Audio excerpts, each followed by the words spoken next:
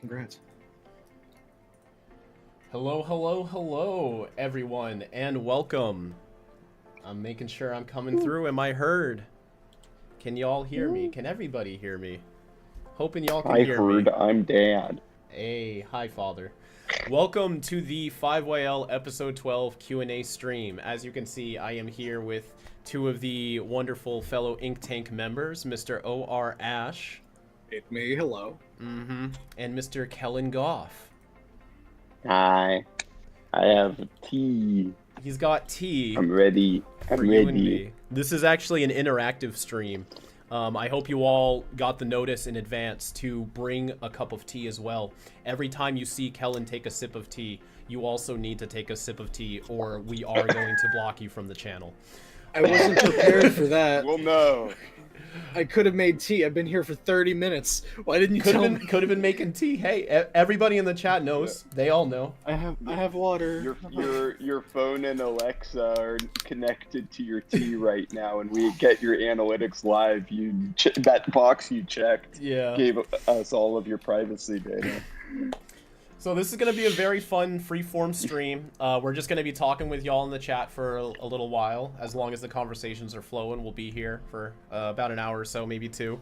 I do have some quick things I want to get out of the way first before we open up the floor to the chat. First, as you saw on the opening of the stream, we do have Ink Tank trading cards. I've been trying to push them pretty hard lately. But we really want to get the word out about those. We're very excited. They've been in development all year, and they will be available online for pre-ordering starting in December. And I'm pretty sure it's just exclusively in December, so you only have December to order these as a pre-order. There's lots of fun artwork on there, and some of the cards are even references to the final episodes of 5YL, episodes 13 and 14, as well as And Beyond the movie. All of which have not aired yet. So if you purchase the cards and they come next year, you're going to be getting cards of things that at the time I'm speaking this are a little surprise. So it'll be pretty fun to have those. Is that Kellen? Kellen, that's some really crunchy tea, man. I'm sorry. That's a bag I didn't know you drank like nails in your tea. I'm sorry. That's a bag of microwave broccoli. That's my bad. It's all good. I didn't know you could hear that. What else? Oh, we also did a behind-the-scenes stream 7 months ago. I'm looking right now, where we did have a lot of behind-the-scenes videos that we released, which now pertain to episodes 12, 13, and 14. I'm going to pin them down below in the comments when the stream is over. So if you are not watching this live, you should be able to scroll down right now and see a collection of behind-the-scenes videos. But if you are here live right now, thank you for joining us. We will get to your questions momentarily. And finally, we do have a special way for you, yes, you, to be a part of episode 13. We will have a video coming out this Saturday to explain in more detail. But essentially, we've created this opportunity to get as many fans as we can involved with episode 13. I do want to hold on to the specifics, just because if you ask questions, I'm pretty sure everything will be spelled out for you in the video. And yes, as many fans as we can. It won't be a competition. We will try to use every single submission we possibly can for this massive collaboration in episode 13. So like and subscribe, check out the video coming Saturday. But without further ado, are you gentlemen ready? I'm right. Cool. So I got the chat open. Everyone gets your chats open. And I guess we can just get started and dive right in. Okay. Cool.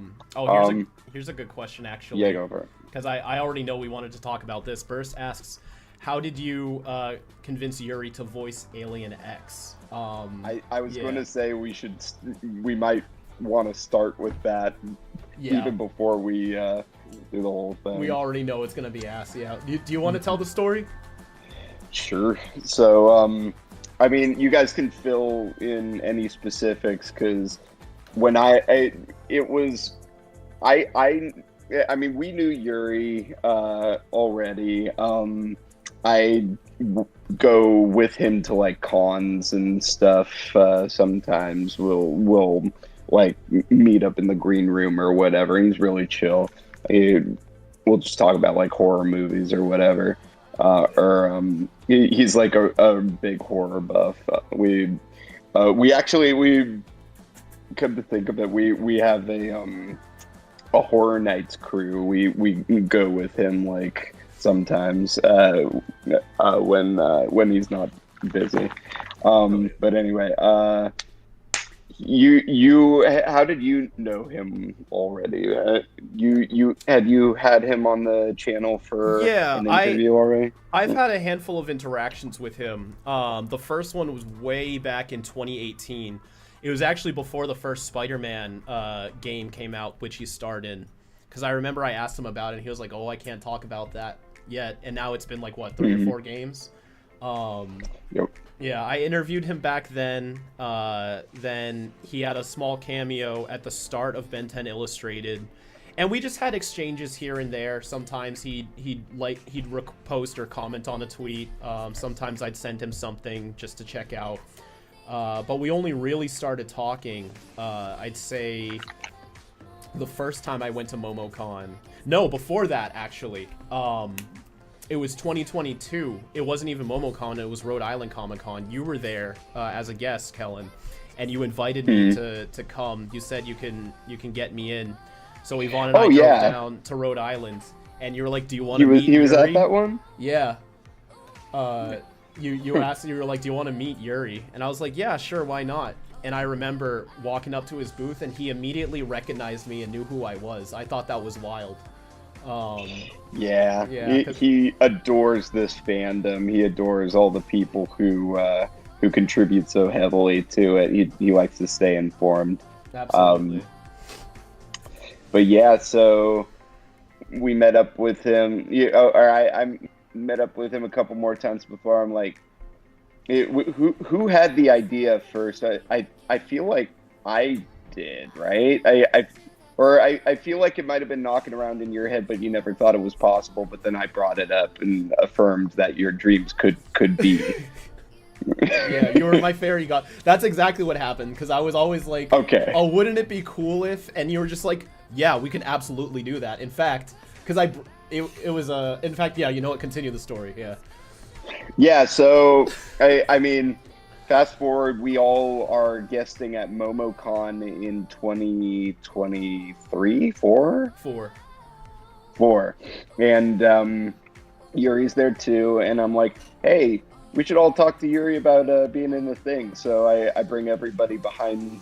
You know, if you know the signing, you know there's like this huge curtain that separates the tables from like the rest of it, and I bring him back, and we all, he really wanted to chat with all the Ink Tank anyway. He's a fan, we pretty much asked right there, and he was like, "Yeah, absolutely, I'd love to." And then it happened. Well, it didn't happen for a while. It took like 2 more cons to line up our schedules totally and get an idea of what he was going to do. But then we got him in a good old Google Meet and made that happen. Yeah, it was crazy because we asked him spontaneously at the con. I assumed like it wasn't too spontaneous. We were talking about it beforehand. I was just surprised it came to fruition, because I know myself, if I'm like, it's hard for me to commit to things without like proper thought and preparation. So when he immediately was on board, and then like, another year passes and it was time to record, I was like, okay, well, let's give him a real pitch or something. And then you're like, no, he's still down. I was like, I guess I'm still blown away by like how down for it he was to do it. It was incredible. Like, I couldn't believe he's a stand-up dude. Yeah, he if he says he's down for something, he means it. Absolutely. He is a man of his word. He was a blessing to work with. He's everything you'd want him to be. I do want to note real quick before I break the momentum of the conversation too much.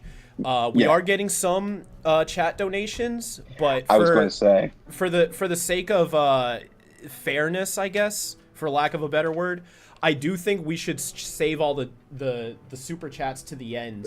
That way, Okay. all the questions aren't dominated just by whoever's donating. Because I want everybody to have a chance. We can to ask also something. intersperse them if you Yeah. like. We can do little pockets here and there. But Okay. I just want y'all to be able to ask questions without fear of, oh, I have to pay in order to be heard. But on the same time, if you donate, you should have your thing read. So like, we'll balance it. Do you want to work through these right now and then give it back to the general chat for a little bit? Sure. All right. I think Joe had a good one. It's off of the 3-up right now. You mind if I read it? Yeah, go for it. I got it up here. Joe asks, thank you for the $5, by the way. Was the fact that you only hear Yuri's voice with no echo done to show that Ben has full control of Alien X? So there is an echo I added, but it's just it's a bit more. It's either a bit more subtle than Omniverse. I feel like I got it pretty spot on, but there's also a lot of production done under it with like music and you know, during the big reveal, it's like, but I did add echo on it, but I did also really want people to hear that it was Yuri, so I did boost him and noise gate him a bit more so you could hear his natural timbre. Indeed, yeah, and we did discuss possibly doing the triple voice thing that UAF did, but it would have muddied Yuri's vocals a little bit. It kind of would have felt like a disservice to his performance if we covered it with you know, more performances on top. And you know, Omniverse already established that like it can just be one singular voice, so we just followed that route. I think this is a good question here too from Isaac Smith. Thank you for the donation. This one is a good one for you, Ryan. If I have the first question, which well, I guess now you do if we started here. May I ask if there will be more aliens like the Void? I like how it feels Eldritch, maybe Eldritch, whatever. Eldritch. Yeah. Eldritch. It could be part of a special line like the Andromeda 5. Interesting. Okay. I have most certainly had many ideas of aliens that are very Eldritch feeling, which I'm not going to specify which ones, but I have dropped on our wiki various names that I just kind of wanted to reserve for my own aliens, like this is mine, no one can take the name type of thing. Which a handful of, I'd say like a good 3 or 4 of those are like Eldritch-y type things. Maybe not as crazy Eldritch as the Void, but within that realm. I really like the old Lovecraftian just type of creatures, you know. We have another donation with no question, just a donation from Loki. Thank you very much. And then our final one for now is again Isaac. Another question for you, actually, Ash. Will you make an ultimate illustration for the 5 whale aliens? Okay. I don't want to. I would love to do those at some point. I will say, though, there are a couple other design topics that I would like to do before jumping back on Ultimates. So eventually you guys will see some Ultimate 5 Whale stuff, but you're going to see some other stuff first, is what I'll word it as. Excellent. All right. We've covered the super chats for now. We'll let them stack up a little bit in case we get any more. But let's group another one from the chat. Kellen, you want to fish one out? I saw one go by earlier that I wanted to cover too. How'd we get Graham in here? Oh, that's funny too. Yeah, that one is as layered as Yuri, but short answer, because of Yuri. Graham, for those who don't know, Graham played Ben in the live action, like the first live action Ben in the first not Race Against Time, was it? Yeah, it was Race Against Time. He played little kid Ben, and then went on to become a huge success in his own right. And he is apparently serially offline. You know, he doesn't really go online a lot. He likes to live life, which mad respect to him.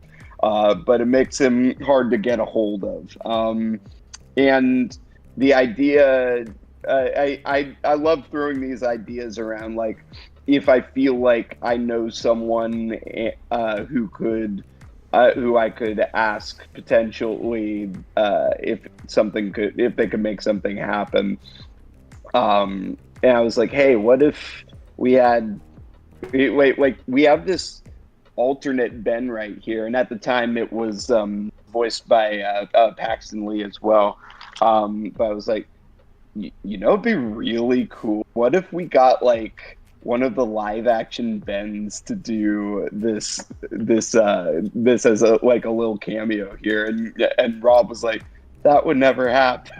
I'm so doubtful. But I took it as a challenge. And so basically, I mean, we looked out, and I asked Yuri pretty much. I was like, hey, you guys worked together on Spider-Man 2. Do you think it might be possible he'd want to do this one line in a little scream? And Yuri's like, I'll definitely ask. And Yuri's the freaking goat, man. Yuri contributes like so much. So we really appreciate him. And at the time, Graham was in, I want to say, Mongolia, so some weird country you would never expect. Not weird country, but like some weird choice of country to go to for like a vacation or whatever. Even though it sounded beautiful, whichever one he chose. But some out there, and he just apparently, like, we never talked to Graham, but apparently he was so down. Yuri was going to wait until he got back to the States, but Graham was like, I was like, he could just record it on his iPhone. The voice memo thing is good enough for what it is, because he's already sort of warping in and out of the timeline. So I can just make it, like, if it's echoey, I can just add enough reverb and other effects on it to make it sound good. And then he sent it along, and he sent a few takes even. And it was so funny the way he did like in the original one that Pax did. By the way, Pax is such a great sport about it. I was like, hey, if we got Graham for this, would you be cool if we use them? And he's like, yeah, dude, I'd be honored. So shout out to Pax for that. But when it came to the yell, like, we didn't even really. I think we sent the page after the fact, but I just sort of described the lines. So I was like, and then yell as he gets ripped into another timeline. So Graham was like, okay, cool. Whoa! I was like, I can work with that. I took the end of it. I made it. I repeated it. So I did a Paul stretch on it. So it shifted into reality. So it was like, what? And then I just echoed that until it sounded like he was being ripped out. Because the original yell that Pax did was like, it was like blood. But anyway, thank you so much, Graham, for doing that, taking time out of your vacation to voice for our dinky little cartoon and reprise your freaking role from 18 years ago. Yes! That freaking rocks for the first time. It really did work out to the fact that he was like phasing out of reality because he recorded it off of his phone. I just think that's that's such a wonderful note of trivia. Is like he he just whipped out. I love it when they're like, oh yeah, I just did it on my phone, and they made it sound good in post. Yeah. That's how I did it for the first FNAF movie. I recorded it on my phone because I was nowhere near my computer. Sounds really good for your phone then, dang. Oh yeah. It's a metal metallic hallway. You can get away with so much if it's already going to sound distorted and odd. That's fair. Yeah. Oh, here's a fun question from Night Shroud. What was the thought process behind creating the different tracks for episode 12? Noxie did an incredible job. He did. I know Noxie has a video on his channel right now, Noximation, where he goes into a lot of depth about the details of all of the music of 5YL. So I really want to shout that out. The music of 5YL is so good. But to speak a little bit about the process, essentially, when we first started doing the music, I wanted all the characters to have themes. I'm very much into themes. Heavily inspired by, I almost said Blake Lively. Oh shit, all I can think of is Blake Lively. Who does the music for the Arrowverse? Oh. Ryan Reynolds' wife? Blake Neely. I'm so sorry, Blake Neely. The disrespect. But if any of y'all have ever seen any of the Arrowverse shows, The Flash, Arrow, Legends of Tomorrow, Supergirl, he is so on point with his music and his themes. It always matches every action. Guy Moon, who does the music for Danny Phantom, does that to an extent. A little bit more extreme than I would like, but I really wanted something like that. Like when this character shows up, you hear this music. When this character shows up, you hear this music. So Noxie and I would just spend some time figuring that stuff out. He came up with all of those themes. And now basically what I do is I'll send him a scene and just go like bar for bar, time code from time code, and just tell him, so this happens, this is what this character is feeling, can you reflect this? And then we'll just go back and forth. I might ask him to swap an instrument or like to turn down like the snares here and there. But for the most part, he just nails it right off the bat. He's very intuitive. He does a lot of stuff without me even asking. He'll just know. I think he just completely understands what I'm going for at this point. So every time I work with him, there's like less and less instruction because he's just so on top of it. So shout outs to Noxie. You're killing it. Absolutely. Gosh. Woo. We should get one that Ryan can answer. Yeah. Let me see. Fish yourself out a good comment, Ryan. Oh, I'm fishing. Let me see. Bro got the super rod for real. Oh god, it's moving so quickly now. Yeah. Yeah, we got 426 people in here. How far done is episode 13 in the And Beyond movie? Join our members and Patreons, and you can find out more. Can we give like a percentage? Yeah, you can talk a little bit about And Beyond the movie. Let's use this as like a slight segue to talk a bit about it. I would say it is like, I'm trying to put it in a percentage because I've been jumping back and forth across different asset work and stuff like that. So if I were to say it's like 50-ish%, maybe a little bit more.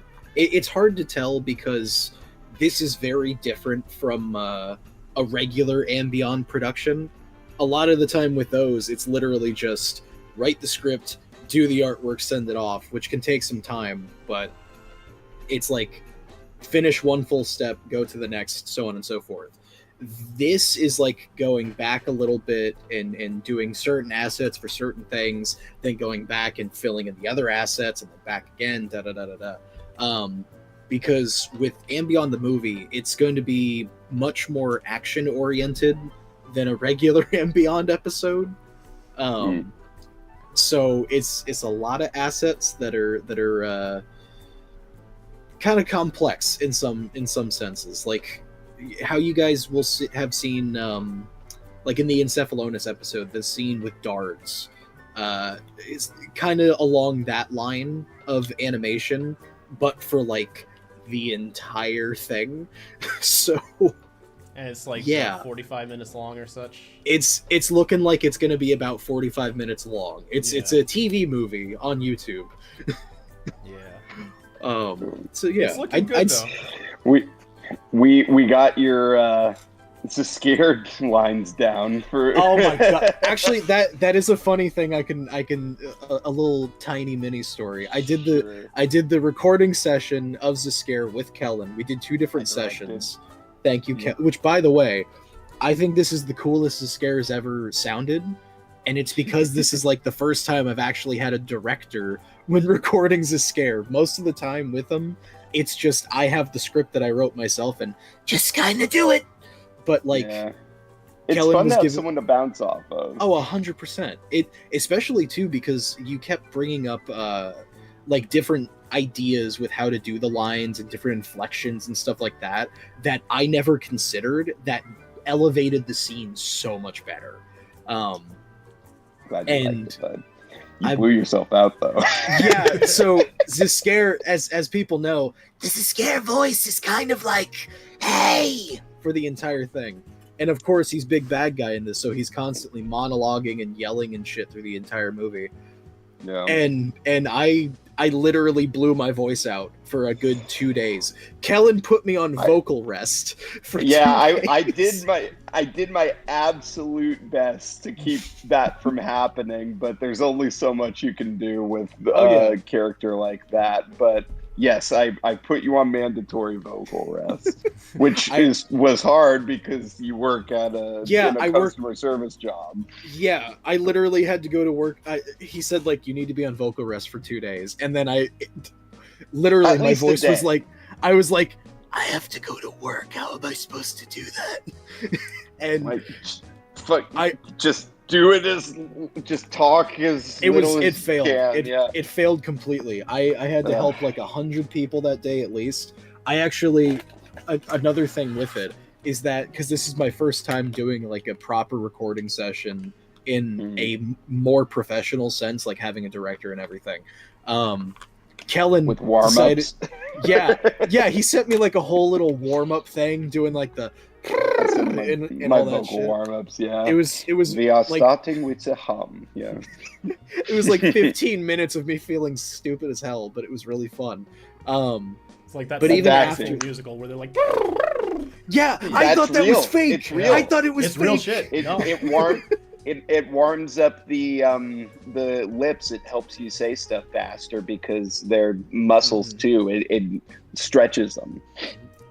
I was actually shocked because typically with a Ziskare recording session, the first 10 minutes after that, I'm already kind of gone.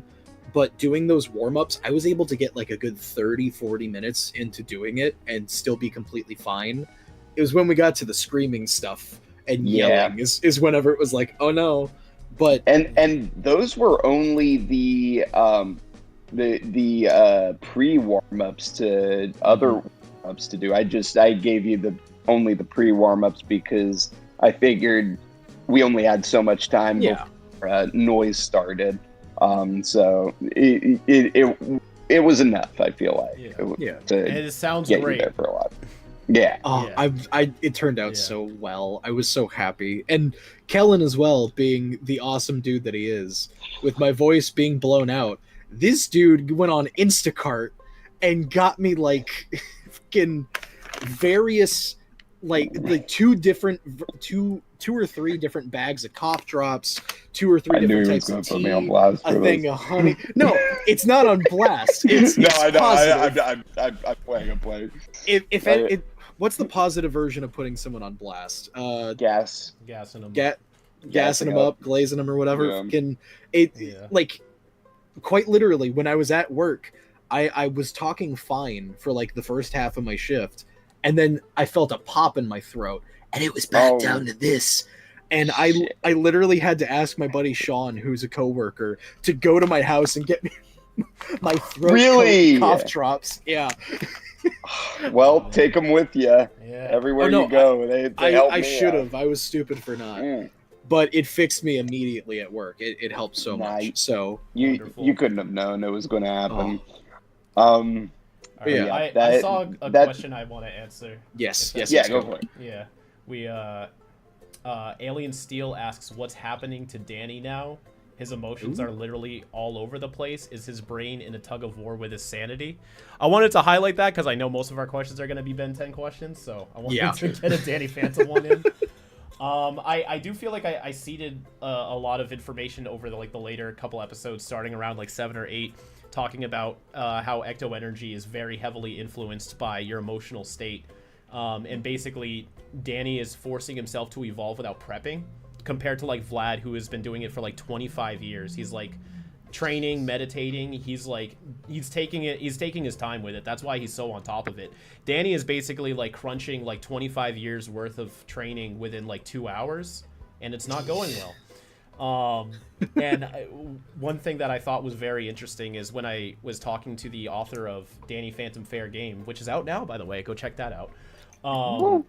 Gabby Epstein, is her own interpretation of ghosts from Danny Phantom lined up so surprisingly well with what I came to with 5YL. It was like parallel thinking, where like neither one of us knew each other, we never talked to each other, never discussed anything, and somehow we both came to the same conclusion about how ecto energy works just from watching the show. I thought that was very fascinating.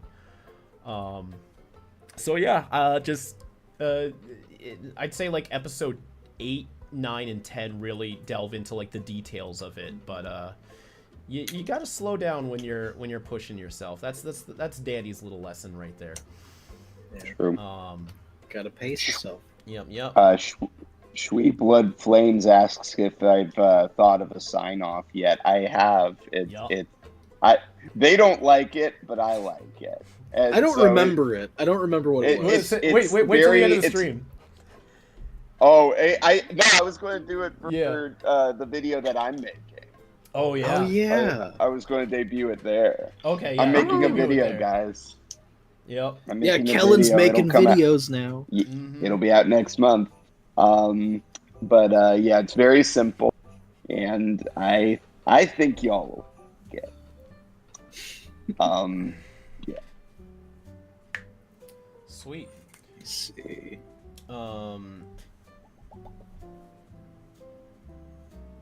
Is the mock episode 13 thumbnail seen in the latest breakdown an indication of what will show up? I will say this, there's more episode 13 thumbnail teases throughout the past couple of breakdowns, not just the last one. So if you go back and look at those, you might have your question answered. Just keep an eye out. No. What will post and beyond 5YL and Ben 10 breakdown Ink Tank look like? Subscribe and find out. Yeah, that's the only way you can find out. You'll find out in the future. Just stick with us and you'll see. We do have plans. Nowhere. Yeah, we ain't going nowhere. Mm-hmm. Oh, here's another. I will say. Sorry, no, you go first. Okay. You go first. Something I can say is that we're still going to be doing a whole bunch of transformations for canon species from the show. Yeah. Oh, yeah. That'll be going years from now. But we got slots for them set up on the wiki already. If you want to check that out. Yeah, we got our work cut out for us. It's gonna be really fun. Yeah, like 60 plus more aliens. I'm gonna be making aliens till I die. If I find out I got like 3 months to live, you're gonna see me on drawing till you're 90 in the freaking till he's 90. I want to answer this one by Caleb West too, and then I'm just trying to get the questions flowing. I'm sorry if I'm kind of hogging. Yeah, no, you're good. Will the last 2 chapters of 5YL be released before or concurrently with the motion comic? The goal was concurrently, but unfortunately it's going to be neither of those. It's going to be after the motion comic, most likely. Without going into too much spoilers, episode 13 is proving to be very difficult to translate back to a comic. This is the first episode we're making where it's the reverse. Like the first 12 episodes were made as a comic book first, without a motion comic even conceptualized. It was not a thing. And it's been very challenging trying to convert the comic into a motion comic, just because those assets weren't originally made to be that way. It's a lot more trickier than you'd think. Whereas now, it's the opposite. We're making the episodes to be a motion comic and putting it back as a comic. And there's going to be a lot of scenes that when you watch it, you'll understand. You'll be like, okay, yeah, I don't know how that's going to be a comic book either, because as much as I can help it, I just don't want to take screenshots and put them on a page and just say that's a comic, because I like to make comic panel composition a little bit more intricate. If you've read the comic or just read any comics in general, it's never just panel, unless it's Watchmen, which was deliberate. but it's just going to be very hard to try to make episode 13 look good as a comic, and it's going to take some time. So I'm just going to make all the motion comic episodes and then worry about the comic. So if you are a comic only reader, now you're on the other end of the fence. You got to catch up with the motion comic first so you don't get spoiled. Dang. Alrighty. Here, I'm gonna. Yeah, while you do that, I'm gonna message the chat, see if some. Okay.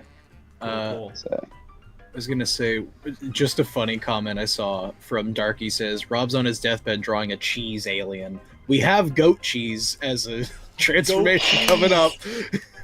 I can't wait to do I'm so excited for goat cheese. Guys, I don't understand that. I'm so excited for goat cheese. Goat cheese is gonna rival Itzy Glicky as like the new black sheep of the Omnitrix. The new like I don't hate him like I hate Itzy Glicky. We'll make it that way. We do have a question from Jacob Cook. Says, how would other ghosts look in awakened states? I think the only other one we've ever shown, technically, kind of, is what is it? Mr. Lancer in the episode of And Beyond. We use him as the example for how ghosts evolve over time, creating awakened states. But I know we've also gone as far as saying that with Ember and Skulker's design, they're a lot more technology based to kind of prevent that from happening, I believe is what we said. Yeah, or it's like so they don't go crazy over time. Yeah, you can consider any monstery like I guess I should clarify. Awakening states aren't like a form. Like if you're thinking about them like it's a Super Saiyan form where they level up, they get a new form, and then they can turn it off. It's more of like an evolution. The term awakening is self-derived by Danny and Future Fenton in the comic. It's not like how ghosts work. It's what they're calling their evolution. So like you can consider like Vortex, Nightmare, all of the other Undergrowth, those are technically awakening states. It's just like when you've been evolved so much by ecto energy, you're just this like raging monster. Like you don't even resemble a human anymore. So like I know as far as other ones, this was like a while back, but we had done a stream, I think it was a Patreon stream from back in the day, where we did design awakening forms. I think it was for Desiree and the Cheese King, but then we never actually did anything with them. Yeah, I think they were more reinterpretations than awakenings, or were they awakenings? It has been a long time. You could be right. I could be wrong. It's just been like what, I'm pretty sure years? This was. It's been 5 years later. But I'm pretty sure that was before awakening was even like a thing in the like, not before it was thought of, but before we had actually gone through the concept and stuff in the comic. I think it was starting out as like, oh, these are just redesigns, but at the time we had done the Lancer thing in And Beyond, so at least with me, I was like, oh yeah, the longer they're dead, the more monstery they get. So awakening in that sort. Because I know, like with Desiree, I was trying to make her very serpentine and snaky. And then Cheese King, I think we did just straight up make him like a mouse. Yeah. or something like that. Like, he turned into a... excuse me. He turns into a mouse. Oh, I'm gonna sneeze. Yeah. Banana bread. He's allergic to mice. Ooh. All right. Let's get some more chapter 12 specific questions going in the chat if we can. Let's look at the VC chat and let me know if if that's cool. Why is Kellen's face cam smaller than the others? I don't know. It doesn't seem like it. Oh yeah. You can say that. Can I say that? Yeah. Okay, so there was a question that said which non-canon, meaning not canon to the main like for Ben 10 series, which non-canon alien that we have was the hardest to find a voice for. And all I'll say is that they have not shown up yet. And I'll leave it at that. And I'll answer when they do. Yeah. It's the most creative thing I've ever seen you do. In terms of editing. For multiple reasons, it was a tough... It's something, all right. I'm so excited for it. Yeah. I hope it I hope it pans out. I hope it mixes with everything else. Ooh, we have a interesting question from Draculus saying, in chapter 12, if you could have made any scene longer, which would you have chose? I think I would have given more focus on the Orion Knight and Full Stop fighting Technus. Just because original, like, I mean, if any of you have read the comic, there's not even a fight, which kind of felt anticlimactic. Like, there's this whole build-up between the first 11 episodes where Ben's struggling to see Lula as an equal out in the field, and once he finally is just like, okay, we're a team, we're gonna team up, and chapter 12 starts, and like the fight's over. I felt like that was kind of lame for the motion comic, so I did a little bit of a fight scene, but I was very restricted because I had to pace myself, because I was like, I still got all this other stuff to do. I wish I could have made that fight longer. I really would have loved more Ben fighting with his students. I think that there could have been an even stronger payoff than what we did, but I think adding what we did, at least that much, was something. Yeah, no, it was, I love that segment so much. Like, seeing all the in progress shots of it getting like more and more complex and stuff over time and in the behind the scenes, I was like, dude, this is so freaking cool. Like, I forgot if we can curse on this or not. But like I was so, like, the fact too, implementing the I know originally it's the boomerang, but I can't remember what we called the ninja star thing that they created. It was like a fusion between that and Lula's claws, but she spells them like Klawz because she's cool. It's like her batarang. It's like a fusion between the boomerang and Lula's thing. The Orion knife. The Orion fidget spinner. Essentially, I mean, you know. They can even literally call it that. Like, Gotro called it that, and everyone hated it, but nobody renamed it. So, I don't know. Nobody thought of anything better. Yeah, I see a somewhat related question by Michael OJ when talking about added scenes. This is sort of the reverse. Is there a reason why you cut the dialogue between Paradox and Divinity? Yes, it felt like it was just way too much talking, way too much monologuing. Divinity's had his fair share of monologues in the series, and I felt like they were all pretty strong, but by the time you get to episode 12, it's like, all right, dude, I get it. With the comic, I always felt like because there were such long releases, I had to write things to sort of pseudo reestablish everything. So it would be like, I would write dialogue to try to remind you what's going on and remind you what's going through people's head. And it just didn't translate to the motion comic. I was editing it, and I was just sitting there thinking, oh my god, like, this is way too much. So I cut that monologue, and I also shortened the ending scene between Portaler and Divinity. It was way too much talking. If you watch the episodes, like, back to back, it flows really good. It did kind of suck to cut those scenes, but I do think it made the pacing a lot stronger. There was just way too much of Divinity yapping about his plan and the ethics of godhood and all of this and that. It's like you watch episode 9, you get it. Yeah, we don't need to do it again. Yeah. Get to the fighting and the cool shit. Yeah. It was just too much. Pluto says Divinity needs to shut up. I will say something funny as a note from the Ambion movie. When we were writing the script, my first pass got kind of heavily rewritten because you guys both read it, and it's like, dude, there's so many like monologue-y bits. Yeah. Like, you need to cut that shit out a little bit. I'm like, okay. Yeah. There was one scene to keep it moving. Yeah. And also has to be in character too. Like, we'll talk about this when it comes out, but there was like one thing where we cut, like, a character was saying a monologue, and we were reading it, and I was like, I don't even think he would say any of this. Like, I think he's not one to be this upfront about what he's thinking and feeling. So characterization also takes a play into the writing, not just pacing and timing. Like, would this character really say all of this, or would they just kind of say something that sounds like it but isn't that? Yeah. I got one I'd like to answer. Yes, sir.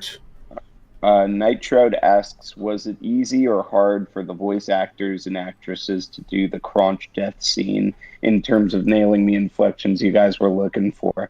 So, luckily we have like quite a few voice actors who are just really talented, have done this for so long, and it helps to have the same directors and people who have been there for the whole of it to be like, oh well, Juicy did this, so I'll say it like this for Amari, and Amari can react off of that. And the notes were always just like, this is somber, this is like the Saving Private Ryan moment, this is like his sacrifice. So I do want to hear like the breaking in the voice, and I do want to hear but then for Crunch, it's like he needs to be stoic and he needs to be assuring them that it's okay, this is what he's meant to do. And everybody just came through Mondo with that. Everybody has been so fun to work with, so I am very grateful for the cast. Yeah, they were all amazing. In fact, the fact that it wasn't hard is a testament to their skills as well. Like, they know what they're doing. They can get in character. It's funny that when I was editing that, there was like a take where like Lula's bawling her eyes out, and then after that, Juicy's just like, "Was that good?" It's just like hearing them like snap out of it. It's just snap right back to it. Yep. And it's like, are you good? And it's like, they're acting. Like, of course they're good. Yeah. They're just it's okay. When we clock out, we just like sort of let it all flow into our beer cups later. Yeah.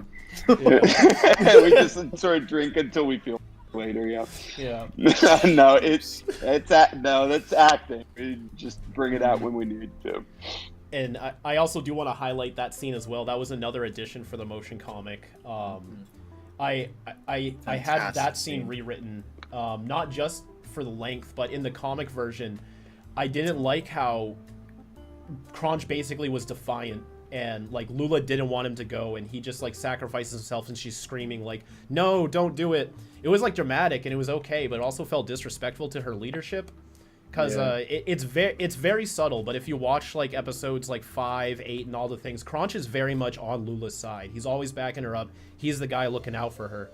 So I rewrote it where like he asks her permission, and she needs to give the order for him to sacrifice himself, and makes it her responsibility. And that makes it hurt extra hard, because she basically told him to go do it versus him just doing it and she's sad about it.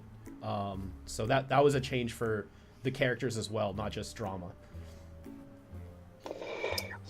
Yeah. So reaching 10 minutes left, should we start reading the super chats we've got? Yeah, I mean we can keep going as long as y'all are able to.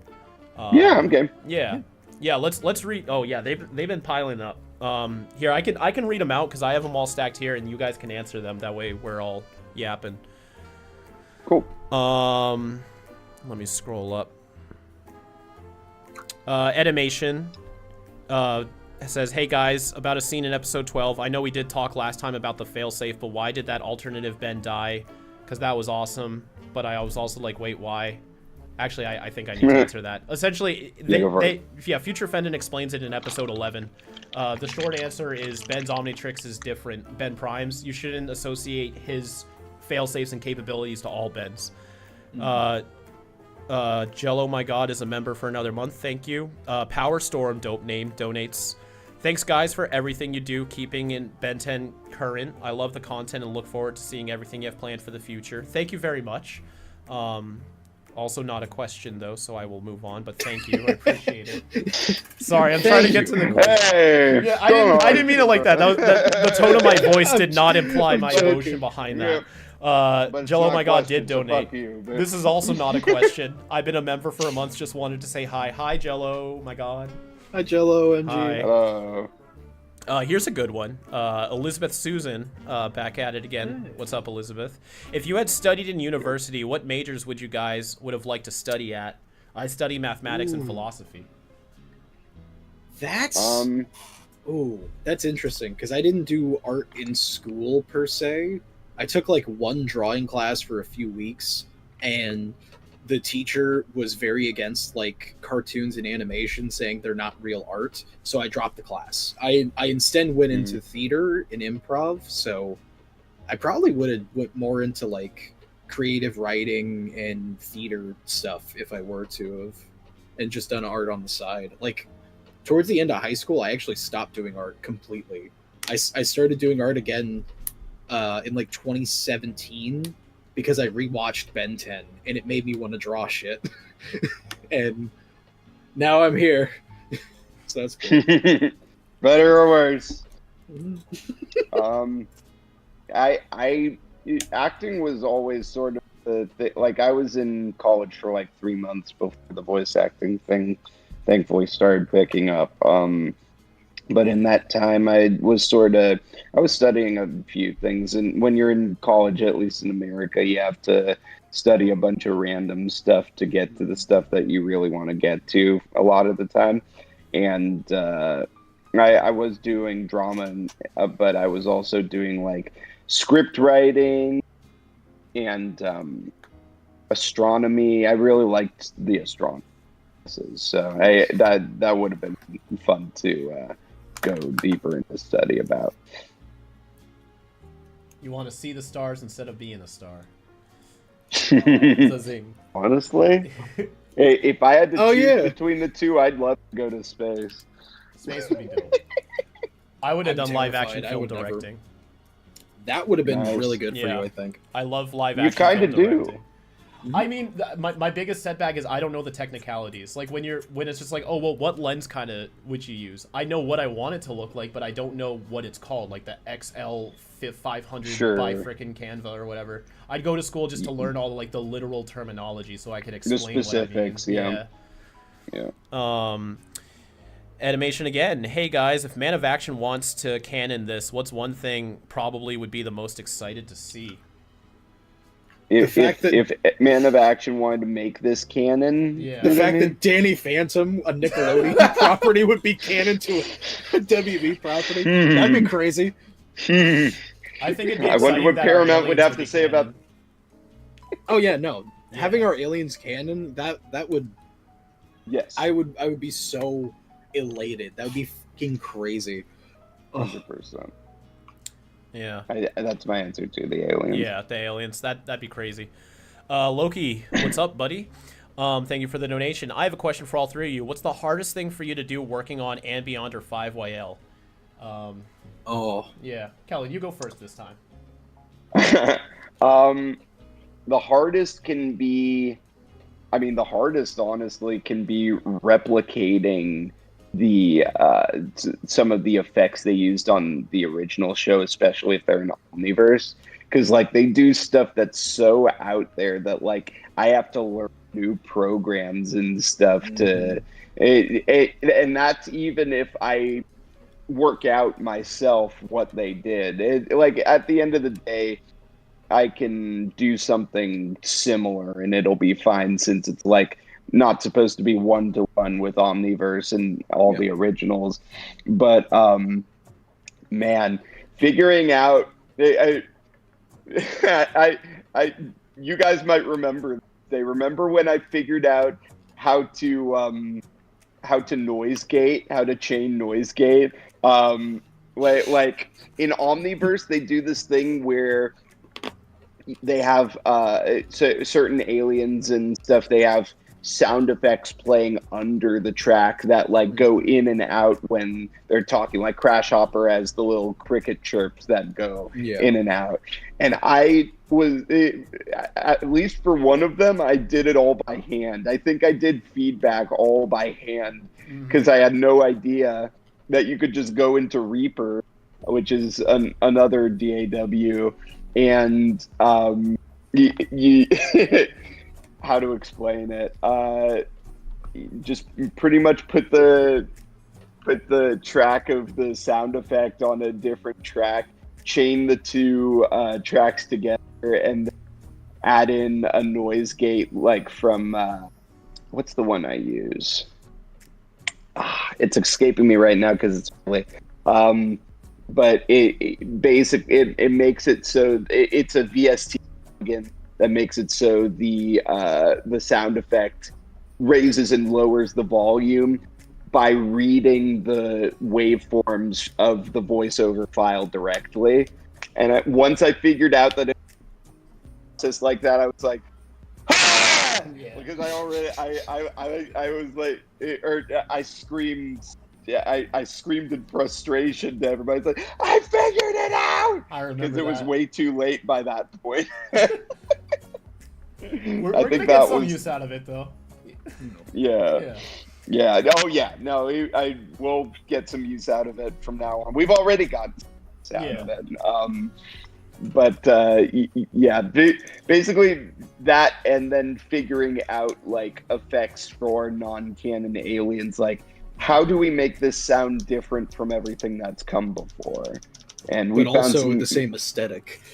Yeah, exactly. So we found some creative ways to make them new but old. What about you, Ryan? Hardest thing for 5 I'm gonna be beyond. This is gonna sound so lame as an answer, but quite literally just scheduling.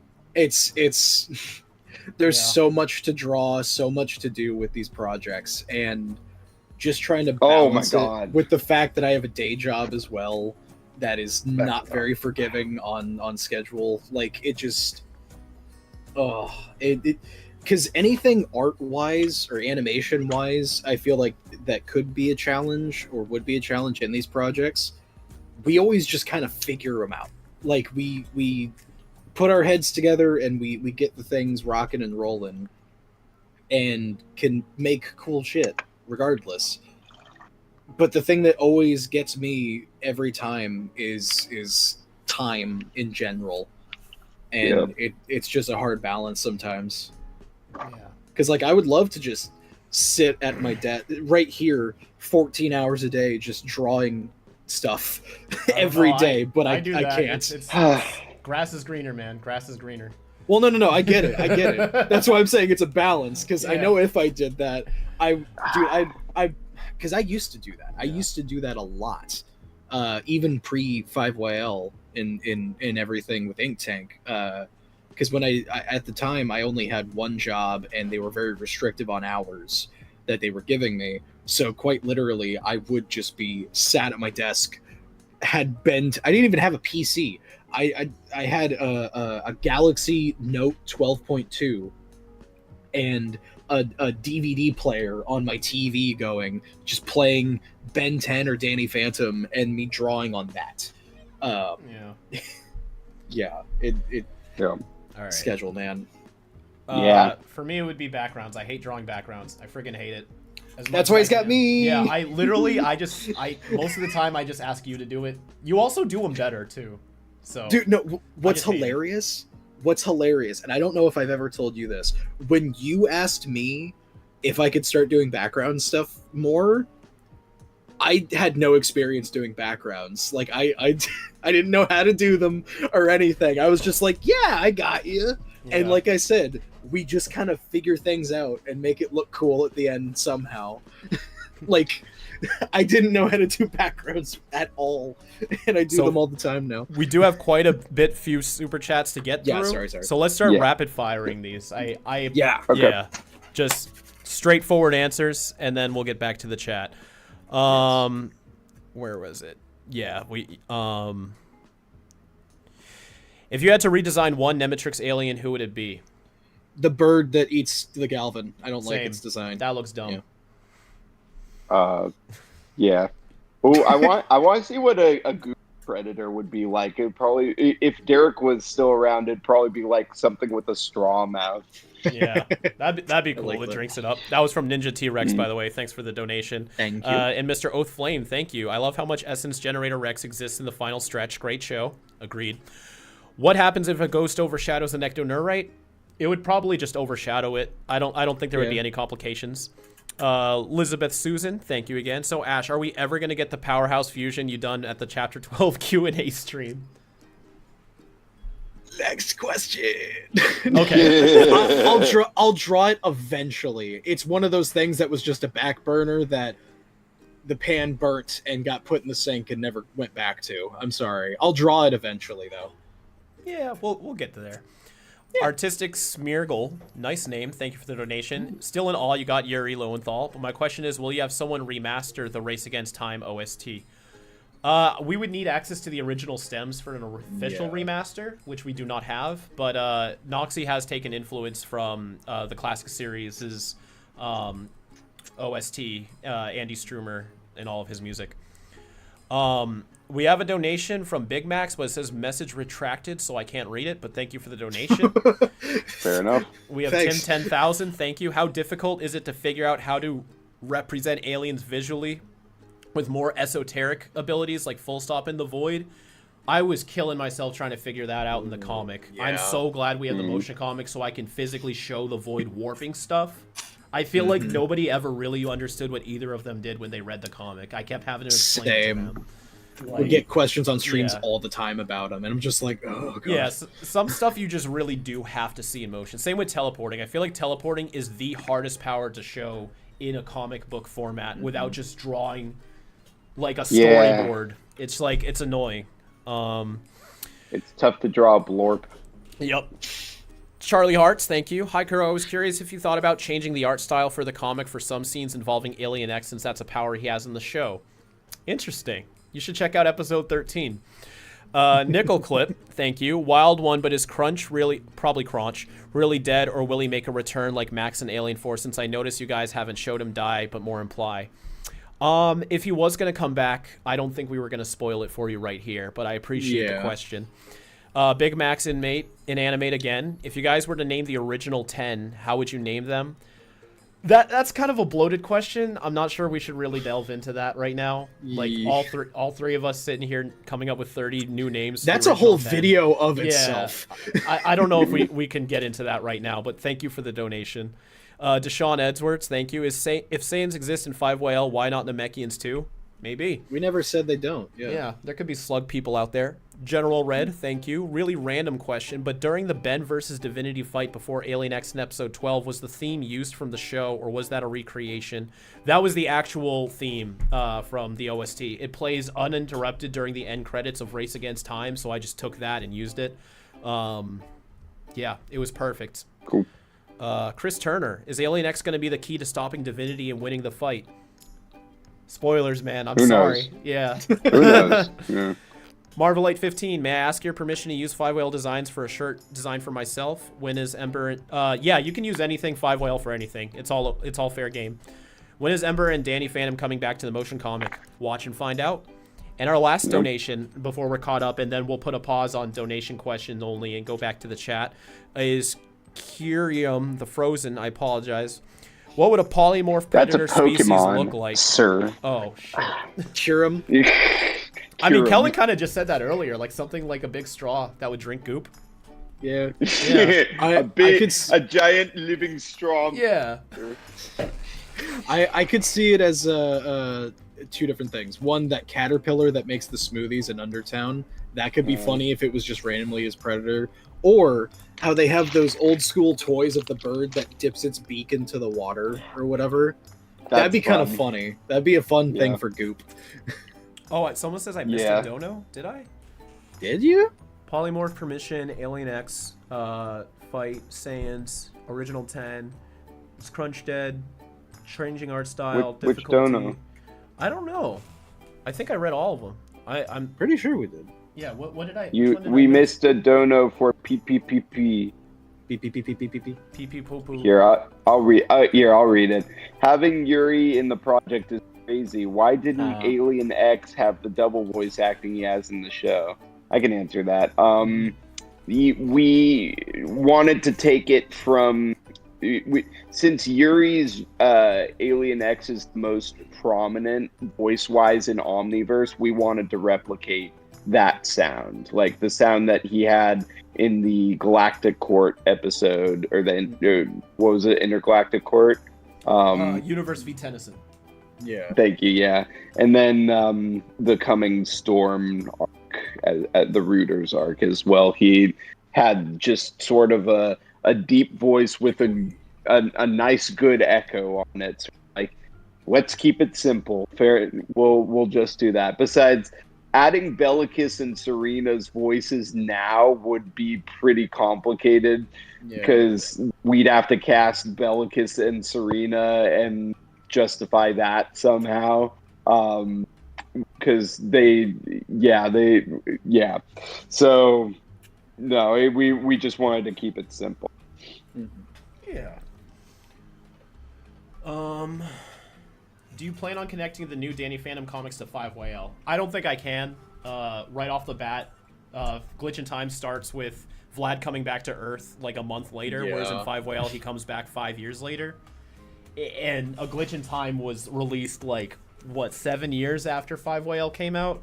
It wouldn't be possible. If anything, you can consider it an alternate timeline. I would have loved to, but it literally would not work. It doesn't make any sense. So we can't. Sorry. Oh,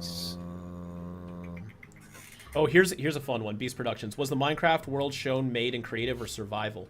I think it was survival. Didn't Crystal literally just do everything? From what I remember, Crystal is in creative when she made those. For those who don't know, that's our Ink Tank Patreon and member server, the Tanklands. You can really go there. Yes, you can really go there. You can climb on top of the rift in the sky. I remember the chat being like, Minecraft? Yeah, literally everyone's like, why is the first thing shown Minecraft in this weird multiverse thing? It's because it's a server we've had for a few years now, with patrons and members, and it's technically the second server because I killed the first one by accident. But the new one's really cool and has a bunch of like awesome mega builds by Crystal. It has its own lore and everything like that. If you guys want to check it out, it's the Ink Splash tier on either of the exclusive things. So join the server, please. Mm-hmm. There was also a follow-up question. Can YouTube members join too? Yes. Yes. Yes. Tier 2 and higher for tier 2. I think it's like the $5 tier, $5 a month. Come Correct. on to play Minecraft. See the giant Horus, pray to him. He'll show up in your dreams. You have no choice. You can also find Horus statues hidden throughout the entire server. Oh yeah. Crystal went crazy with that.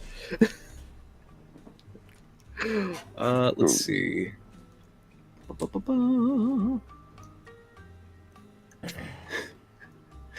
Can't wait for Jack Black transformation called Flint and Steel. Flint and Steel. He will be lava chicken. By your reasoning, is Dark Danny already in awakened state, and is Vlad aware of Dark Danny? Yes, actually, Danny's awakening state is directly inspired by Dark Danny. All of the quote-unquote new lore that I've written for Danny Phantom has some ties to the show. I didn't want to just make something up. It's all like theorized from something that happened in the show and trying to make sense of it. And yes, Vlad knows about Dark Danny.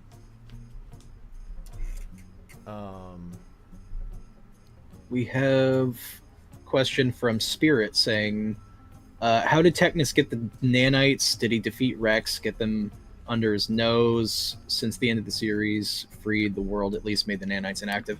I believe we have a line that is literally, it's a passive line. Technus is just like, oh, we went to another universe and got these or something. Yeah. And universes' timelines change, like they're different. Like in Danny's universe it's 2012 and Ben's is 2017. So Technus like went to Rex's dimension before Rex did the worldwide cure. As for if he had any direct interactions with Rex, you'll have to find out. Is there any reason why Way Big was excluded from the Powerhouse playlist fight in Chapter 12? Too big. Yeah. The same thing with the Void. It's just the framing of that fight on that small platform. Yeah. The really big boys were just too much for that scene. If you're in a fight and you're like exchanging blows, but then all of a sudden, like I mean, you would grow, but in your perspective, your opponent shrunk down to the size of a fly. You're not going to be able to fight them. So Ben would have been at a hilariously big disadvantage if he turned into Way Big. He wouldn't be able to see Divinity. Unless you. Oh, this is an interesting one. Yep. This is an interesting one. Do you regret making Ben stay in alien form when Crunch died, because it would be easier to show the emotion on his face rather than Full Stop's face. I wouldn't say I regret it because of that. I don't even really regret it at all because it just makes the most sense to me for like Ben to not be human from that point forward. Like it's just, why would he? Full Stop. I think AJ's performance shines through enough. Heck yeah. I don't. Agreed. I think it works well, and especially because he would have been trying to be strong for Lula anyway. So even if he had facial features, he wouldn't really be that expressive. Like Ben's hardened. Like Cooper literally just died, and Ben's like, okay, let's throw some more hands. Like not If for lack I'm of an algae empathy. and you can't see me. Yeah, he's tearing up behind the mask. It's just he's been a hero for 11 years. He's been through so much. Like he knows when he's in the field, he has to be focused no matter what. So it wouldn't have made a difference, and I still like AJ being the one to do that scene. Yep. He killed it, dude. It was so good. Mm-hmm. He's a star. We love AJ.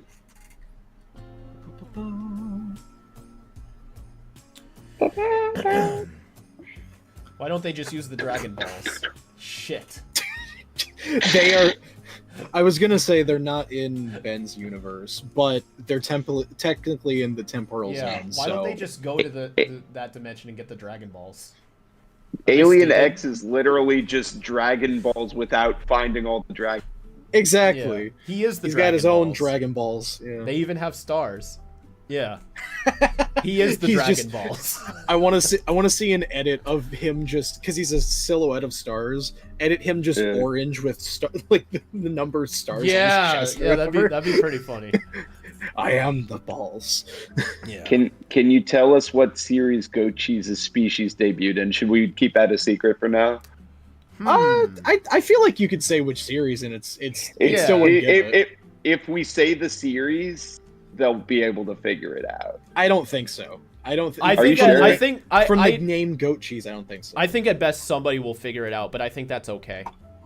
I don't know if I don't know if it's just gonna give it away to everybody, but if a couple people figure it out, I'm not bothered by it.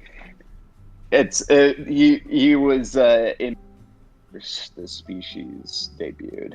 What's really funny is he said omniverse. Your mic, yeah, your mic Omniverse. clipped out just the word omniverse. Oh yeah, he was in om. Yeah, but also if somebody does guess correctly, we're not gonna tell you, so we won't even confirm it. Cool. Yeah. We have a there's still someone on. There's a species on the wiki that we're not. Me and Ryan were like, oh, we're not going to confirm until we draw the species, and we're also not going to confirm the pronunciation of this until we draw the species. And it's going to be so fucking funny. They're going to love it or hate it. Yeah, it's either way. You're not going to be a middle road. I'm going to be honest. But we love it. It's great.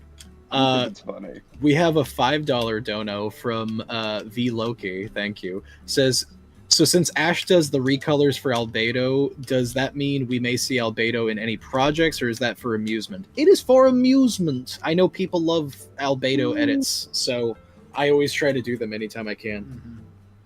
If we're swapping back to donos, there was 2 before that. I can get those out. Oh, my real bad. Quick. It's all good. I just saw it on the thing. I don't have the list. What's your next project after the 5-whale crossover? Subscribe and find out.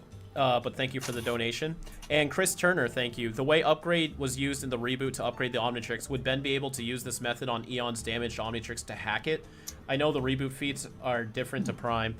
I guess the bigger question would be, would he even have the chance to? Like, the possibility, maybe, but it's not like Divinity's gonna let that happen. He would have to literally just sit there and let him. Upgrade is very slow in comparison to Divinity. Mm-hmm.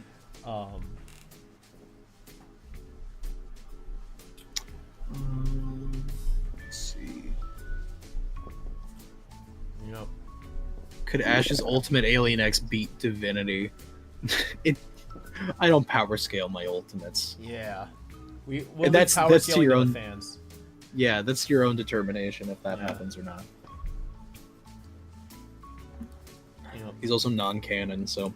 Oh, here's a good one. Why was Eon so careful with his original Omnitrix? Because he is technically a transformation. Yeah. after his first body swap, he is an alternate version of a human Ben turned into a Cronian alien, and then he deactivates the Omnitrix so he doesn't change back. But he is technically a transformation. He isn't a born and bred Cronian anymore. Yeah. I got a fun question here. When you guys were designing the sounds for the motion comic, what was your process for developing already existing sounds from the shows? There's two parts to this question. One's for Rob, one's for me. But do you want to say how you redeveloped sound effects and stuff from the show? Oh, yeah. So it was a lot harder with Danny's sounds because sometimes with Ben 10 sounds, we'd get lucky and you would just hear the sound in an episode where there's no music or voices, and we're like, yes! And we just take the actual sound. Danny Phantom does not have that. Guy Moon's going crazy the whole episode. There's never a moment where you're not hearing music. So we remade a lot of them. The Ghost Whale is literally me going, ooh! It's really well done, and Kellen though. made it sound cool. Yeah, I did. Yeah. I helped with that. Yeah. I think, yeah. I tried to make a lot of them myself at first, like Slampede. Well, he's not original, but I feel like most of them, when they're really intricate, it is you making them happen. It's usually just by ear. Like, I can tell, like in the original series, like UAF is the easiest to replicate because usually they're just either doubling or tripling up the track and lowering pitch on one, heightening pitch on one, just lowering pitch on one, or they're using a flanger.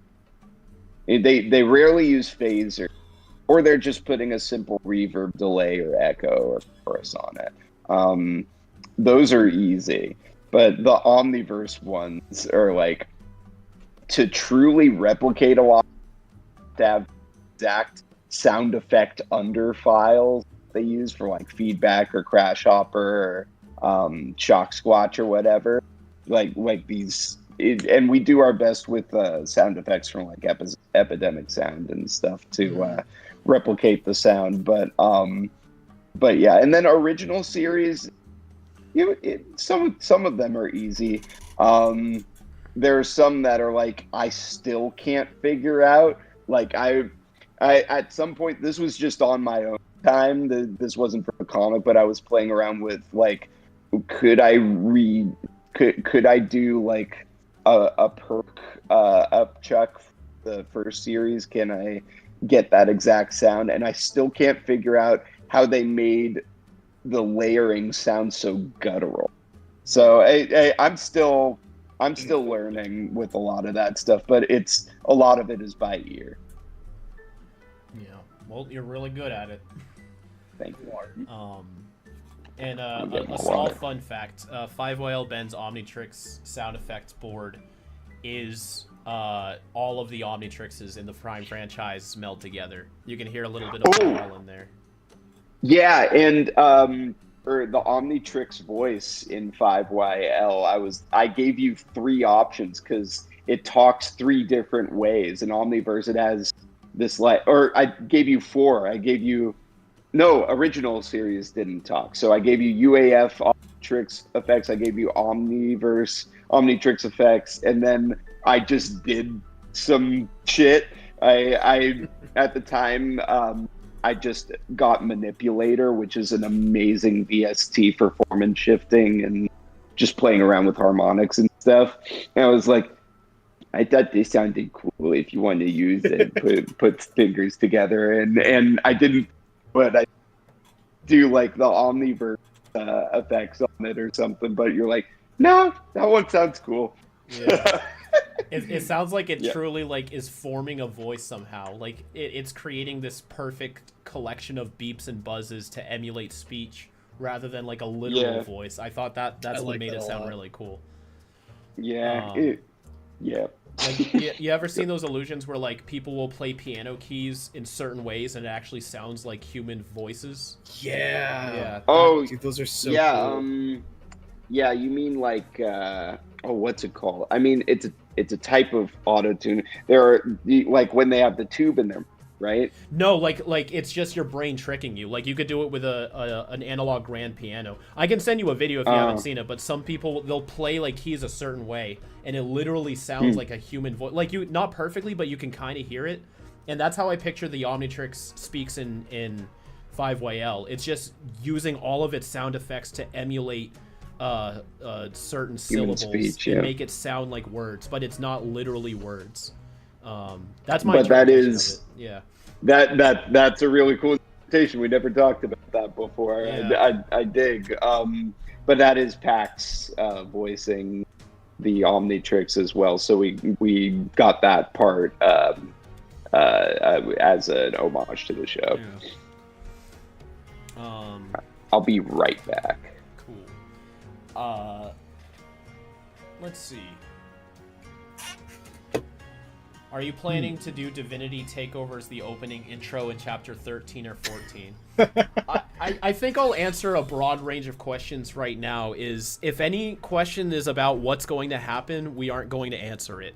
Yeah, unfortunately. We don't want to spoil our own stuff. We want you to go in as blind as you possibly can, which makes advertising a nightmare. It does. Yeah. But that's honestly, that's a big reason why we do like special things. I don't want to call them gimmicks because it kind of makes it sound like cheap, but like we do special things like trying to get Yuri in, or like the trading cards that we're doing, or just all these additional things. We're trying to advertise 5YL as much as we can without literally showing you any footage. And it's a big back and forth. Oh, Kellen left the call. That messed up the layout. He's still in the call, but his camera's off. Yeah. Now that's okay. His camera. Now you get to see you're Miami both... onion rolls. Right, wait, it's yeah. Here's one. Here's that's the other. okay. Oh. Hi guys, it's me, Kellen Goff. Hi. Wow, how'd you get all the way to California that fast? Yeah.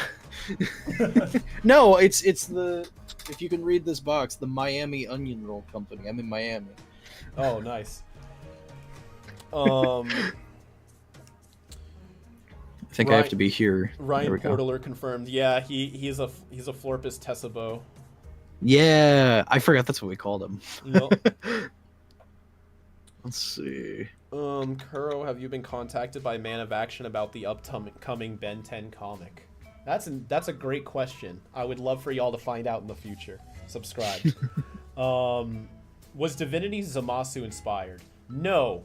Don't even know that character. Yeah, if you go on our website, theinktank.co, you can see we did like 60 passes on Divinity with a wide range of so designs. many different passes. Yeah. I'm not even sure they're all on the website. I think I lost some of them, but I know I have all of mine still on a hard drive, because I remember a fun fact wise, I kept trying to push to make him look much more alien, because back then I was very against aliens looking just like dudes.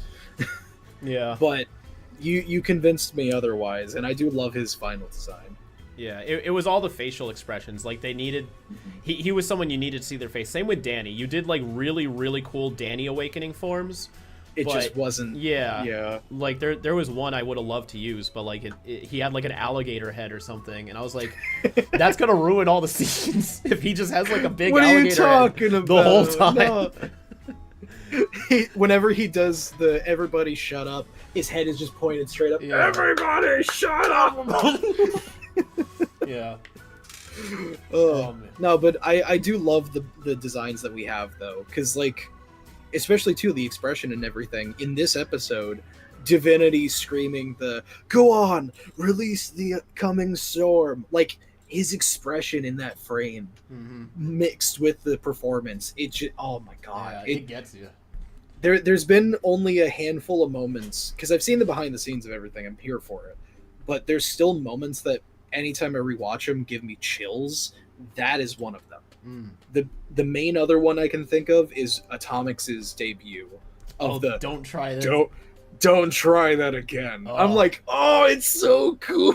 That's one of my top moments that I feel like work infinitely better in the motion comic versus the comic. Oh, 100. Like you just don't, 100,000,000%. you just don't get those kind of hypes. I used to be very disappointed because I'd put out a comic and I would see 15 minutes later in the Discord someone posts like a screenshot of like the last page, and I'm like, you definitely sped read that. Like you were just looking at the speech bubbles.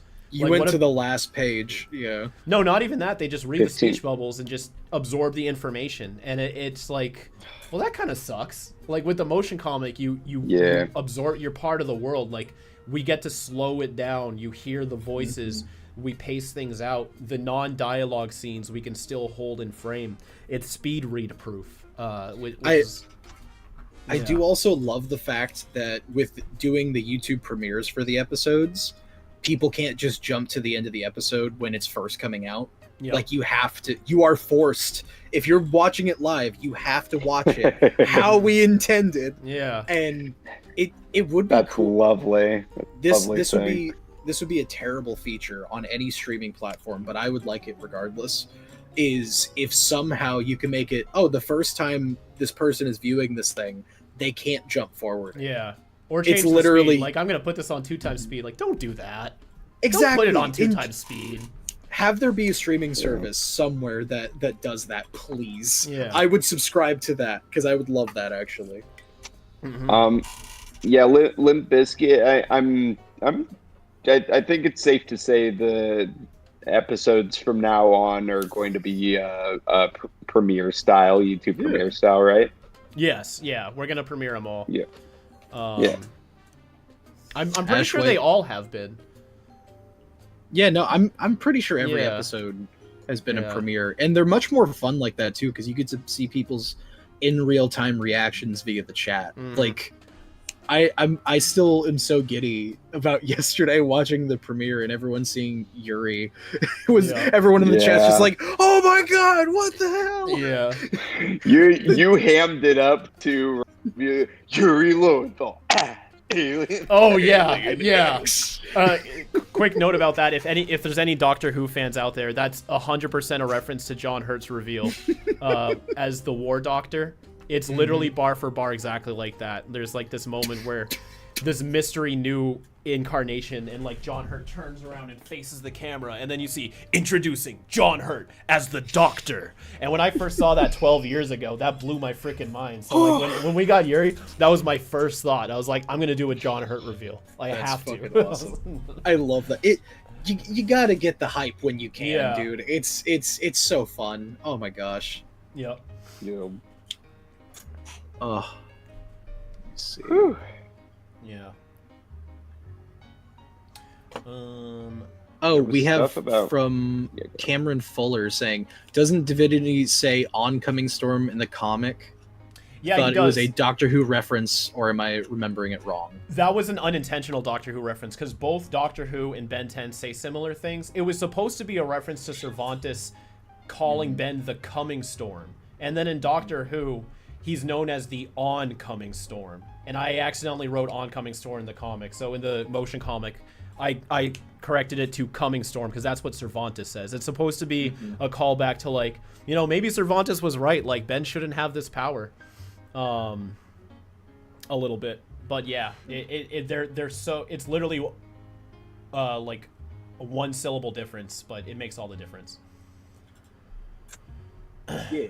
Wait, wasn't the Cervantes line a Doctor Who reference? I don't know. I mean, if it was, they didn't get the word right. They're like, make it a reference, but tweak it just a little. Yeah. Look, I'm trying to find stuff that I can answer. If it's voice actor stuff or voice effects stuff. Yeah. Give Kelly some love. Yeah, I like talking. Why Ash didn't voice 5YL Atomics? I like his impression. At the time we were. I mean, unfortunately, I don't think that even came up. I don't think it did you have an Atomics impression before we cast Atomics? I mean, quite literally, if they're referring, you said they're referring to the one from the Ultimates video with Oppenheimer, like, yeah, that was me just copying Omniverse, the ultimate atomics. Like it's just the hamana How long hamana ago was that, hamana. though? When did that think, video come out? I think I have a decent way to explain it, if you don't mind me trying to help you out. You can, sure. Voice roles aren't always just like one person isn't cast over another because they're incapable. Like, there's probably like 5 or 6 people on the team that could have done a fantastic Atomics. It's just more of like who's fitting the vibe and also divvying up the roles as well. In fact, do you want to talk a little bit about how you choose each alien's voice? Because you always seem to just know.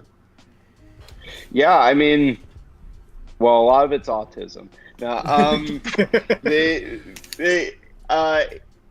with like Alien X in particular, my mind went to Xander because he has that Tim for Atomic, Xander Mobus for Atomics, because he already has that bass in his voice, and he likes doing those goofy, like, turn of the century as hero stuff. We had talked about Brave in the before that, and I feel like I heard him do an impression of John DiMaggio's Aquaman once upon a time, because that's where Atomics came from, was John DiMaggio's Aquaman. Just with any of these, it helps if someone already is ahead of time, of course. Having done voice acting and stuff and studying everything that everybody can do for so long, it's a special interest. It really is autism. And I don't know how to explain it better than I just sort of have a Rolodex of different stuff that I know different people can do in my head. And I can just sort of out like based on the choices they've made in the past, like, okay, if they were tackling this, then I would probably like what they would bring to the table. Just, like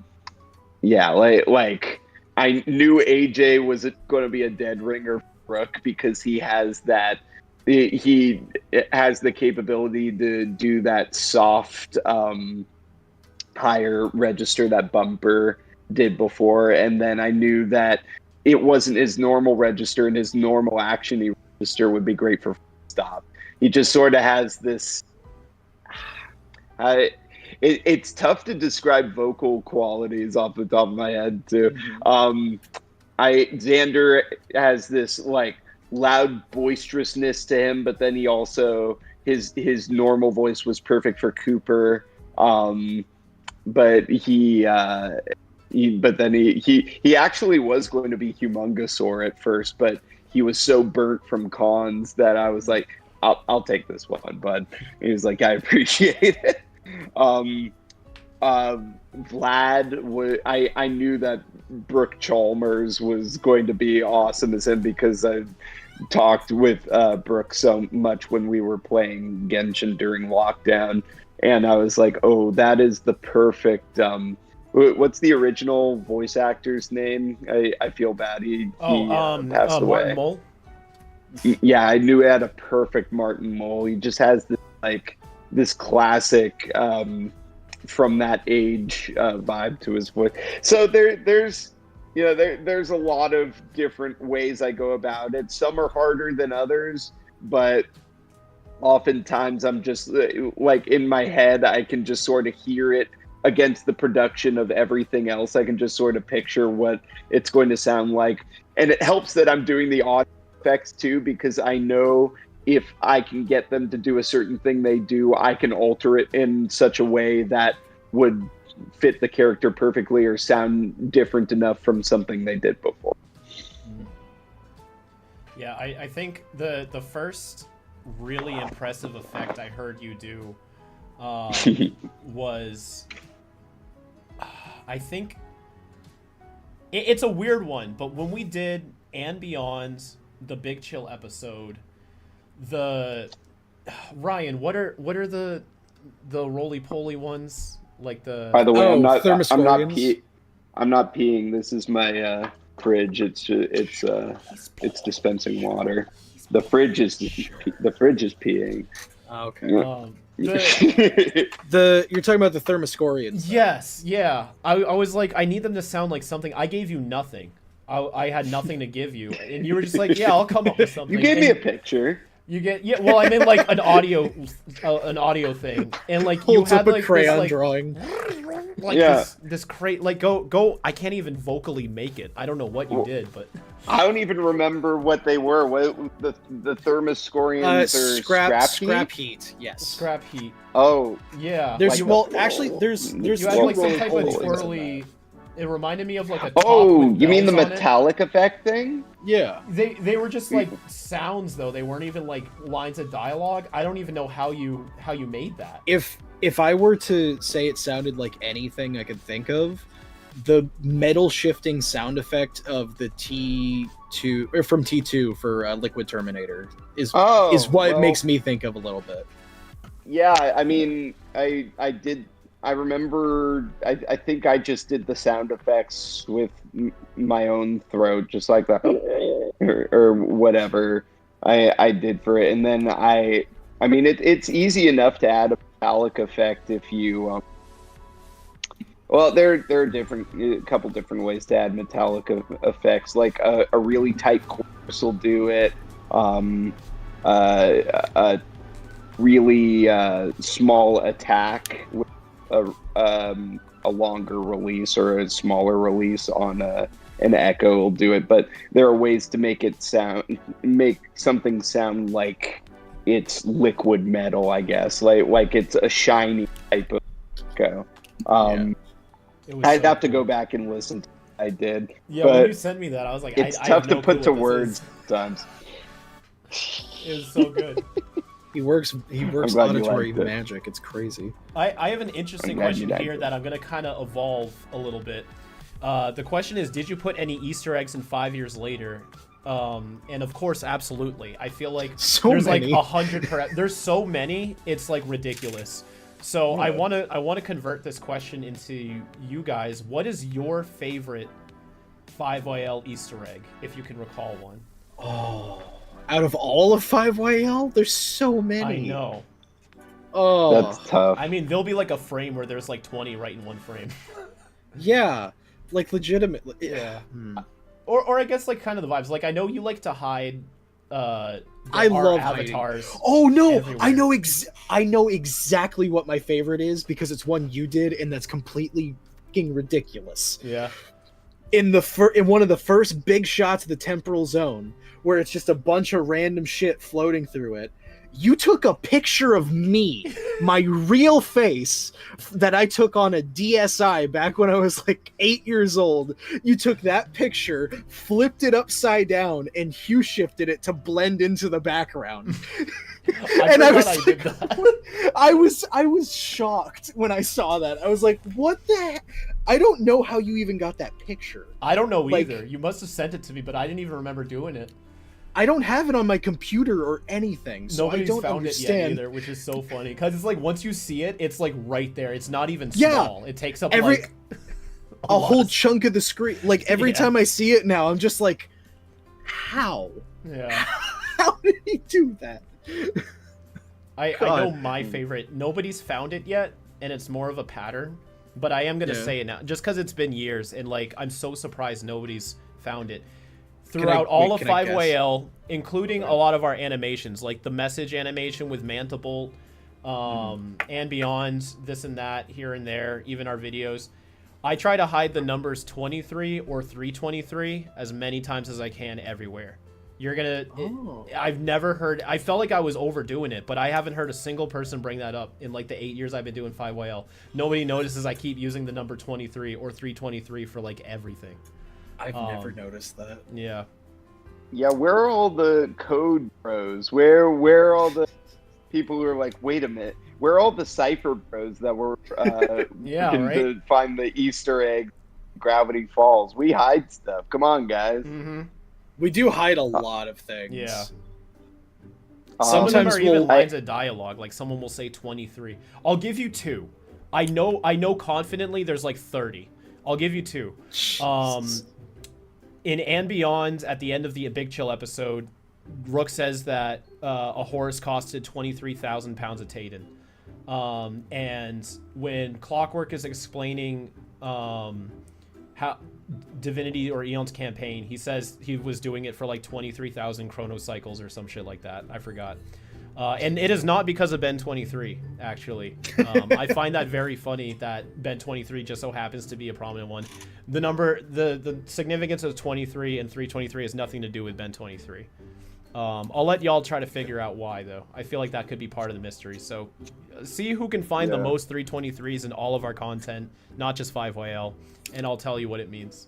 I've literally never noticed. This is the first time I've ever heard. I'm slick about. I've never talked about it. I just started doing That's it. I was like, crazy. I wonder if people will notice. No one ever has, so I'm just gonna say it. It's been too long. That's hilarious. You did not have to add my custom aliens into the mix for the Evos, but like when I saw that you did. That was an Easter egg that's dear to my heart, because it's like you did not have to do that. Had to give you some love, man. You're giving us so much. We gotta show it full circle. Thank you. And now you're stuck with us for life. Yep. Literally, I am branded. Oh yeah. Tank tattoo. Yeah. Yep. Mm-hmm. Permanently branded. Yeah, I remember the day that you showed me that Mantibolt was going to be the head of it's Big Ben was the I was like, what the, because at the time you were like, yeah, everything's pretty much set, you know. Dude, he's been saying that since before I got here. So I was shocked at the time when like I saw that you changed anything about it, especially to add something of mine in there. I remember there was like in an earlier draft of it. Can I say in an earlier draft you were going to use a different alien of mine? I won't. In an earlier draft you were like, yeah, I think I might use Tourniquet for something. I'm like, ooh, but you didn't tell me. So I was like, wow, you're thinking of using my aliens at the time. I was like, wow, they like me, you know. But there was a time where Tourniquet was going to make it in there for one reason or another. Yeah, but the aliens are set now. Back now. I splashed water on my face. Rick just says, I love you guys. I love you too, Rick. I love you so much. Rick. Be nice to your new grandson. Rick.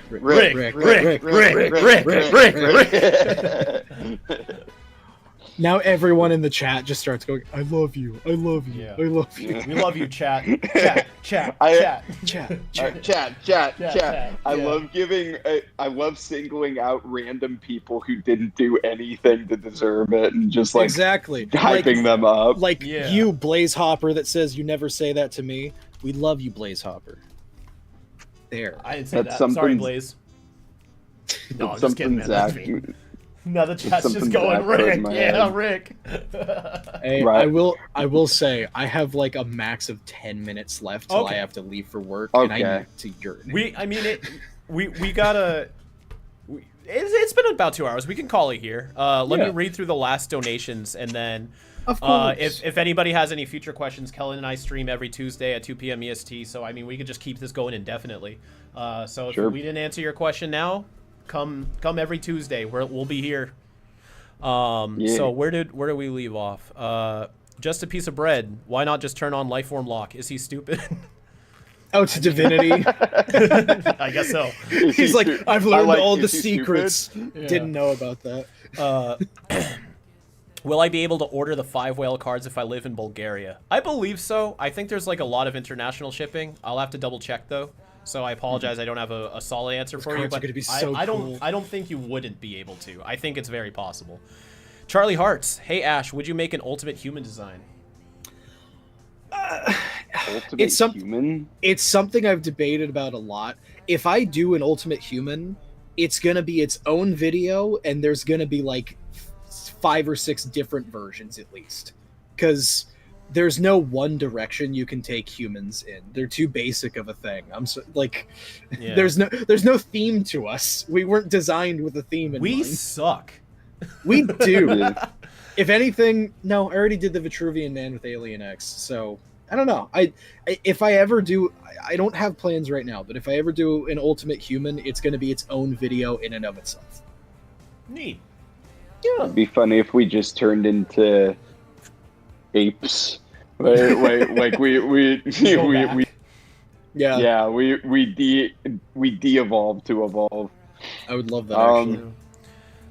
Shadow Christian sprinting. Christian just came home from church just in time for the stream. Oh, Yeah. sorry, man. I guess God was holding you up today. Yeah. Shadow sprinting.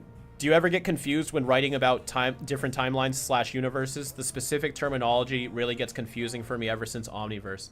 I will say I personally don't, because I obsess over that kind of stuff a lot. So I'm very intuitive on the difference of dimensions, universes, and timelines. But that's just because it's a big obsession of mine. So I don't have too much of an issue with it. I got a video. wouldn't say. Huh? I said I got a video to help you out if you need.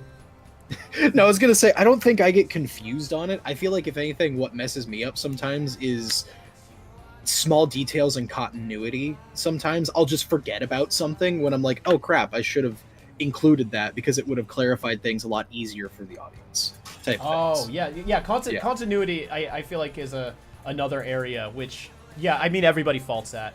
I think they were just meaning like what's the difference between like a timeline and a universe and a dimension and stuff. Oh, and do you get confused? yeah, fair. And I love that stuff, so I feel like I'm pretty intuitive of it. Purple Hearts Neptune. Does Alien X grow with age like Diamond Head and Forearms? I mean, kinda. You do see a baby Celestial Sapien, so That's yeah. fair. But like, Maybe. I don't know. Just the idea of them aging is weird. I don't think Yeah. they die though. I think they get to a peak and then stay that way forever. Probably. And then Ash K2, I'm glad you guys started 5YL before AI art became normalized. Otherwise, I would have been skeptical. Keep up the great work, fellas. I mean, thank you, but does Yes, 5YL look AI? No. Not to me. Yeah, Not to me either. We'll never use AI regardless, art, so yeah. It has AI art has such Yeah. like a weird visual flavor to it that you can just tell it's AI. It's mushy. Yeah. It doesn't look great to me. No. Yeah, we're going to remain anti-AI channel. That's right. Correct. Art is by human. All right, well, that's all the donations. So again, every Tuesday at 2 p.m. EST, we stream, me and Kellen. Sometimes Ryan hops in. I do want to shout out the trading cards again coming out next month. And this Saturday, we're releasing a special video where we're going to try to get as many people as we can involved in a very special scene for 5YL episode 13. If you want to know the details or anything else beyond the sentence I am currently saying, just subscribe and wait till Saturday. Do either of you have any closing remarks you would like to say before we sign off? For being so patient. Yeah, actually, thank you guys for your patience. This is a long trek of projects timeline. Yeah. So thank you for sticking it out, and please continue to stick it out, because we got some fun stuff coming. It's going to be. We're worth cooking. playing. Yeah, We're cooking. Cooking. we're cooking. Woo! Thank you for the $10, Lucky. We Yeah, love you. thank you. What about you, Kellen? Any closing remarks? Yeah. If you want to support us, we got the Patreon, and we worked really hard on the cards as well.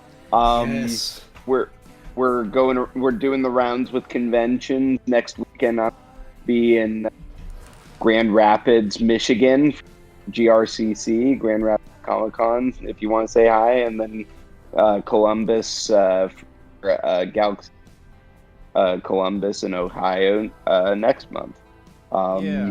Yeah, and watch the FNAF 2 movie and watch Twisted Wonderland. Worked really hard on those. Yeah. We hope you like what we did. I'm gonna go see FNAF 2. Heck yeah. Yeah, and I'm when I going hear to your like voice, that. I'm gonna scream out in the theater, "That's my buddy, Kellen!" That's the goat! All right. He's the But yeah, thank y'all so much. We love you, truly. 5 Whale episode 13 coming out next month. But until then, have a fantastic rest of your weekend. And as always, keep it fizzy. Oh.